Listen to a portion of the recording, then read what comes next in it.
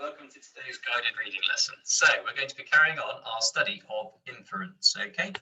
Now, a quick recap from last week. So an inference is an informed assumption that allows someone to reach a conclusion based on evidence or reasoning, okay? Now, if you remember last week, we started off by looking at these pictures to get us warmed up and get us into that inference mindset, okay? So we spoke about, okay, well, who's in this picture, okay? How does the mountaineer feel? Or which person is the most relaxed for the one on the right, okay? And how can you tell? And we talked through these sort of how we approach these types of questions. And I have to say, when I marked your work from last week, it was fantastic, okay? If you remember, we had the Magic City and we had Philip, who found himself in this incredible new environment, okay? And some of your answers were absolutely fantastic. You really gave it a go and you tried to use those skills and, like I say, come to conclusions from evidence and reasoning. So I was so impressed. And we're going to carry on developing these skills today. We're going to do it in a slightly different format, but we're going to start off in a similar way, okay? So what I've got for you is I've got two pictures here. I want you to pause the screen and then have a go, and then we're going to discuss through them, okay? So pause now, have a go at answering these questions, and then we're going to talk through them. Lovely. Right, welcome back, everyone. So this first one here, so we've got a scene. It looks like we've got a boat that seems to be in trouble, doesn't it? If you notice, it's very lopsided, okay? It's being tossed and turned about in the waves. And then we have a helicopter flying towards it. So first question, why is the helicopter flying towards the boat? Well, we can quite safely assume that the boat is in trouble, can't we? If it's, you know, it's a stormy weather, there's lots of, there's heavy, big waves coming in, and, you know, there's a perilous situation for a boat to be in.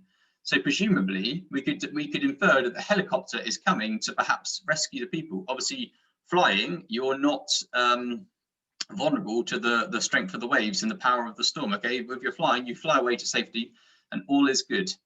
So who do you think is in the helicopter? Well, I think we can safely assume some type of emergency services, Coast Guard, quite likely. Okay, people that it could be military, could be military personnel, but likely to be important people who are there to save those people on the boat. Less likely to be, I don't know, like a millionaire or a billionaire just having fun out on their helicopter. Okay, that's less likely. How might the people on the boat be feeling? Well, I would say probably, depending on if they've noticed the helicopter, which presumably you would. If they've noticed the helicopter, they're probably feeling quite relaxed and calm. Okay, because they're like, well, we're going to be saved. Like, people who know what they're doing are coming. But maybe if they're still inside and they don't realize there's a helicopter flying above, then I would say they're pretty stressed, you know. Okay, they might have put out a signal to say, please come and save us, but realistically, people might not have heard that yet, okay? And what impact is the weather having on this scene? Well, what can we say here? We can say that, you know, it's the weather, the stormy conditions that are almost certainly what's causing the boat to be in trouble in the first place, okay? So a boat that's just, you know, in calm seas, things don't tend to go wrong. It's pretty, as they say, smooth sailing, okay? It's just nice and calm. But as soon as the weather turns, things can get ugly really fast. And that's why sometimes people need to be rescued. So hopefully you had a good go at that one, okay? Now this one, why are these children on the floor? So this is an interesting one. I would say this looks to me like some kind of school trip, okay?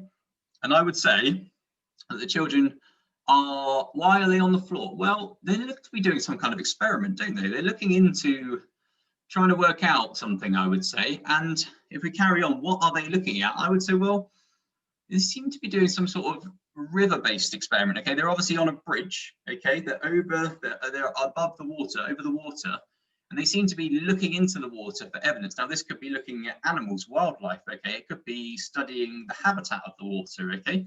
We don't know, but we can certainly infer that they are doing some type of investigation in this water, okay?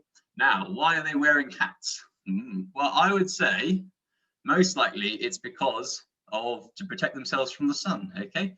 You remember, you know, at school, for example, if it's a really sunny day, we'll often say to you, you need to make sure you've got a hat on, okay? Or make sure you've got some sun cream on, okay? Because the sun can really damage anyone, okay?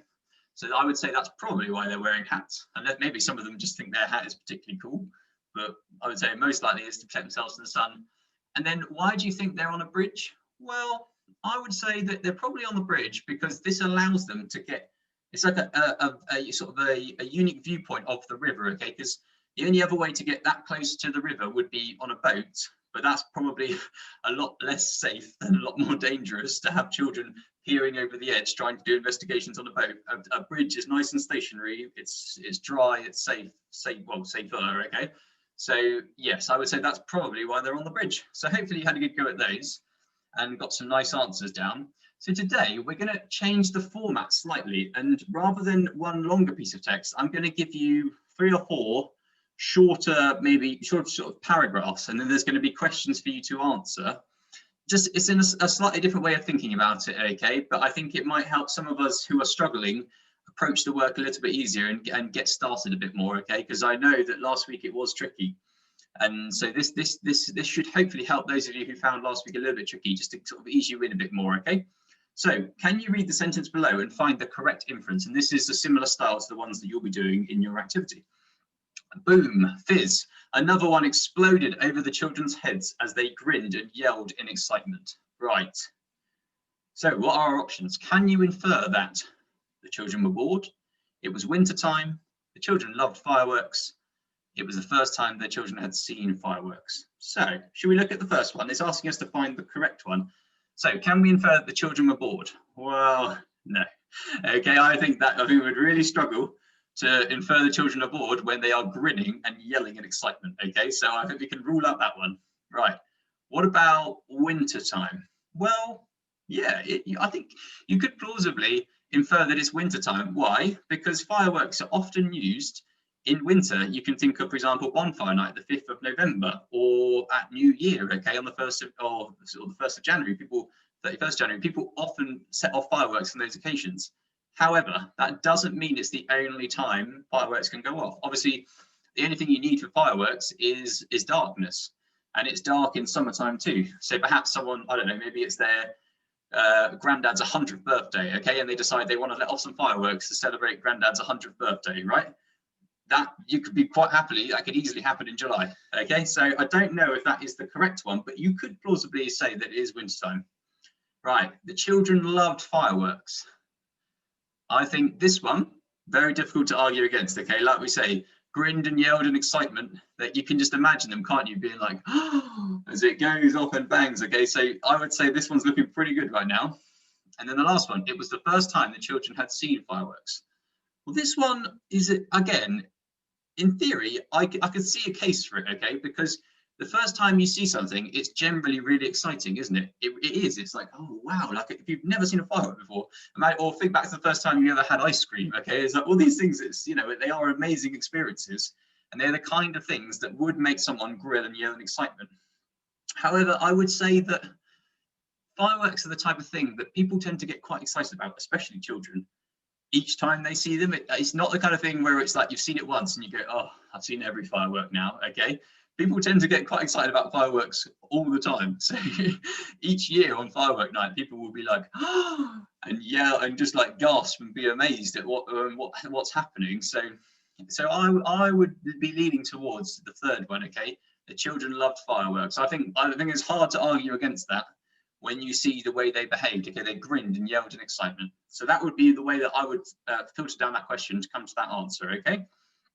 And you're going to like I say, you're going to have 3 or 4 bits of text. You're going to read the passage and then you're going to answer the questions and use your inference skills to help you answer them, okay? So give it a go. It'll be less reading than last week. So like I say, for those of you who felt like it was a lot of reading, this should help you and help you get into the inference mindset, okay? But you did so well last week. I was so impressed. So I can't wait to see what you come up with this time. Okay, best of luck. And I look forward to seeing how you get on. Okay, bye-bye.